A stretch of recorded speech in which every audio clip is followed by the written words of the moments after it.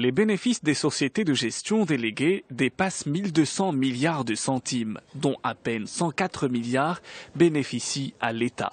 Ce constat alarmant a été fait par la Cour des comptes il y a un an. Dans un rapport de 200 pages sur la gestion déléguée des services publics, l'institution de Deloitte avait pointé du doigt nombre de failles.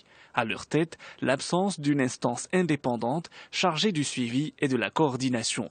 Le rapport a été mis au goût du jour. La semaine dernière, la Cour des comptes a appelé à la mise en place d'une commission indépendante pour contrôler la gestion déléguée des services publics. Motif invoqué, les communes ne disposent pas de cadres qualifiés pour contrôler les prestations des sociétés et des services d'assainissement et de distribution d'eau potable et d'électricité.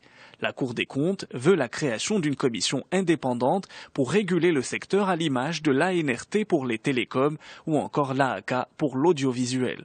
Même son de cloche dans le rapport du Conseil économique, social et environnemental, un rapport discuté jeudi dernier mais pas encore validé. L'enseignement qui ressort de l'analyse du CESE est que la gestion déléguée est soumise à des lois éparses, souvent improvisées au cas par cas ou taillées sur mesure, sans vision d'ensemble. Le Conseil appelle donc à une réforme globale de la législation.